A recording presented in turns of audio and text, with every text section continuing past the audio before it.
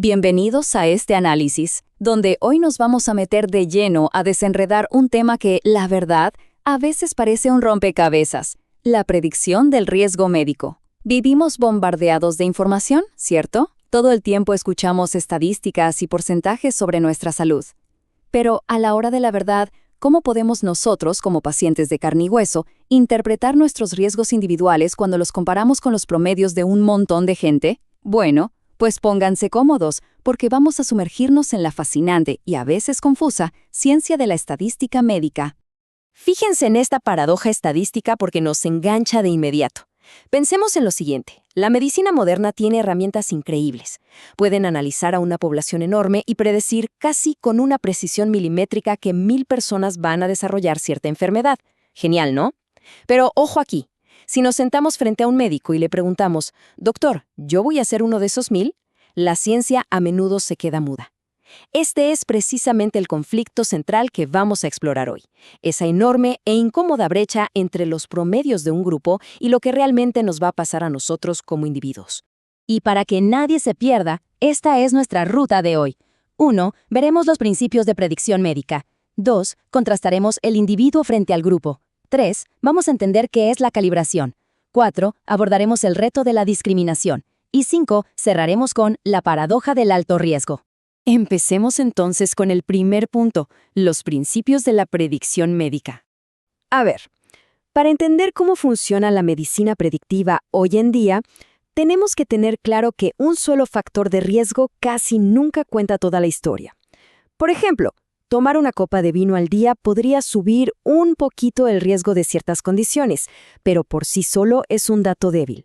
Por eso, los médicos usan modelos más robustos, como la famosa escala de Framingham para el corazón o la herramienta del Instituto Nacional del Cáncer, el NCI, para el cáncer de mama. Lo que hacen estos modelos es juntar un montón de esos datos débiles para, digamos, clasificar a los pacientes en 3 cajones muy prácticos: riesgo bajo, medio o alto. Ahora, pasemos a la sección 2, el individuo frente al grupo, y aquí la cosa se pone interesante. El gran problema, el meollo del asunto, es esta incompatibilidad matemática tan evidente. Fíjense, las herramientas de riesgo nos lanzan un promedio grupal. Nos dicen algo como: en un grupo de personas con características similares, el 15% se va a enfermar en los próximos 5 años. Suena útil, pero nosotros no somos un porcentaje. Para una persona individual, la vida real es binaria. O te enfermas, que sería el 100%, o no te enfermas, que es el 0%. O sea, el promedio del grupo jamás va a encajar matemáticamente con el destino de una sola persona. Me encanta esta clásica analogía porque da justo en el clavo. Es simple, directa y absolutamente perfecta. Una persona no puede tener un resultado a medias. Igual que es totalmente imposible estar un poquito embarazada, un paciente no puede estar 15% enfermo de algo. Es blanco o negro, o se tiene la condición o no se tiene. No hay puntos intermedios. Para que esto quede súper claro, hablemos de números reales. Tomemos un factor de riesgo gigantesco, como ser un fumador empedernido. Los datos nos dicen que esto aumenta el riesgo de cáncer de pulmón unas 20 veces comparado con alguien que no fuma. 20 veces. Suena aterrador. Pero si miramos la probabilidad absoluta individual en la próxima década, es de más o menos 1 entre 10. Es decir, sigue siendo un riesgo altísimo frente al promedio, sin duda, pero significa que 9 de cada 10 fumadores de ese grupo no van a desarrollar la enfermedad en ese tiempo. Increíble, ¿verdad? Bueno, vamos a la tercera parte, entendiendo la calibración. Y tranquilos, que es más sencillo de lo que suena. En términos súper simples, la calibración es qué tan buena es una herramienta para adivinar el número total de personas que se van a enfermar. Imagínense que queremos predecir cuántos paraguas se van a vender en la ciudad en un día de lluvia. Si nuestra herramienta dice: hoy se venden 500 paraguas y al final del día efectivamente se vendieron 500, bingo, tenemos una calibración excelente.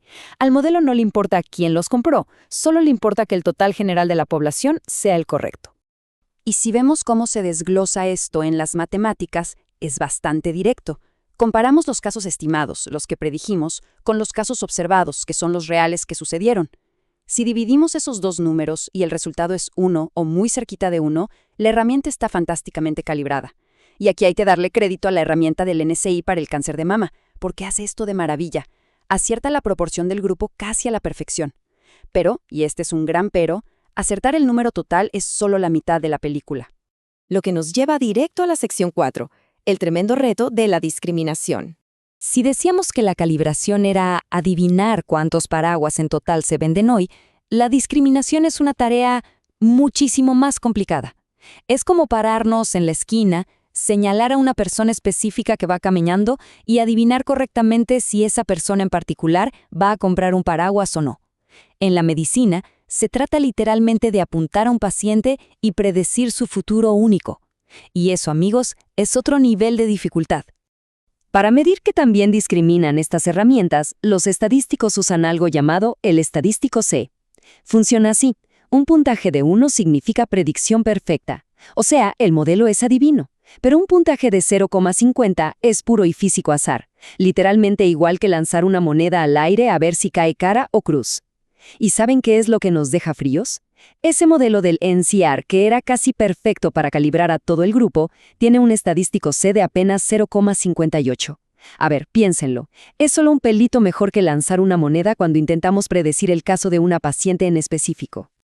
Al observar cómo se ve esto visualmente, todo nos hace clic de inmediato. Por un lado, tenemos el escenario de fantasía, una discriminación perfecta donde las curvas de las personas sanas y las enfermas están totalmente separadas, no se tocan para nada. Pero por otro lado, vemos nuestra desordenada realidad con la herramienta del NSI. Las puntuaciones se mezclan de una forma tremenda. No hay ninguna línea clara que podamos trazar para separar limpiamente a quienes se van a enfermar de quienes van a estar bien. Es un revoltijo. Y claro, en el consultorio, esta pobre discriminación tiene consecuencias reales.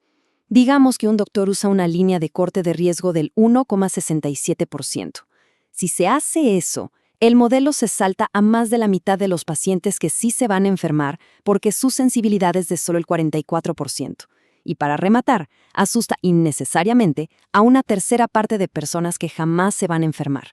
O sea, ignoramos a muchos que necesitan atención y le damos un susto terrible a un montón que estaban perfectamente sanos. Y así llegamos a nuestro último punto, la sección 5, la paradoja del alto riesgo. Aquí es donde uno podría preguntarse, bueno, ¿por qué los modelos discriminan tan mal? Pues agárrense porque este dato es una locura. Resulta que según los expertos, para que una herramienta logre separar realmente a quién se enferma de quién no, el factor de riesgo no tiene que duplicar o triplicar la probabilidad, tiene que aumentarla 200 veces. ¡200!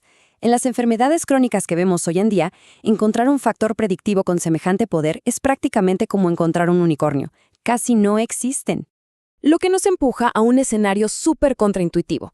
Cosas como tener la presión un poquitito alta o llevar una dieta regular son tan, pero tan comunes en el mundo que el grupo etiquetado como de bajo riesgo es gigantesco, está lleno de gente. ¿Y qué pasa? Que en números absolutos, la cantidad de personas que se enferman saliendo de esta alberca gigante de bajo riesgo suele ser muchísimo mayor que los que se enferman del grupo pequeñito de alto riesgo. Es la famosa paradoja que planteó el epidemiólogo Geoffrey Rose. Muchos riesgos pequeños generan más enfermos que poquitos riesgos grandes. Así que, para nosotros como pacientes, que nos digan que somos de bajo riesgo no es un escudo mágico de inmunidad, es solo que las probabilidades, matemáticamente hablando, están un poco más a nuestro favor. Entonces, poniendo todo esto sobre la mesa, nos queda una reflexión enorme. Nuestras herramientas son maravillosas para predecir el futuro de una población entera. Funcionan increíble, pero se quedan muy cortas cuando tratamos de leer el destino de una sola persona. ¿Cómo deberíamos entonces interpretar nuestros propios riesgos médicos? Pues en lugar de ver estas estadísticas como una bola de cristal infalible, tal vez deberíamos verlas simplemente como brújulas, guías muy útiles para tomar decisiones informadas y cuidarnos mejor a nivel general. Pero sabiendo todo esto sobre la calibración, la discriminación estadística y los promedios, ¿creen ustedes que algún día las matemáticas nos permitirán alcanzar la verdadera promesa de la medicina 100% predictiva e individualizada? Les dejo esa inquietud. Gracias por acompañarnos en esta revisión y ojalá que la próxima vez que escuchen una estadística médica la vean con unos ojos completamente diferentes.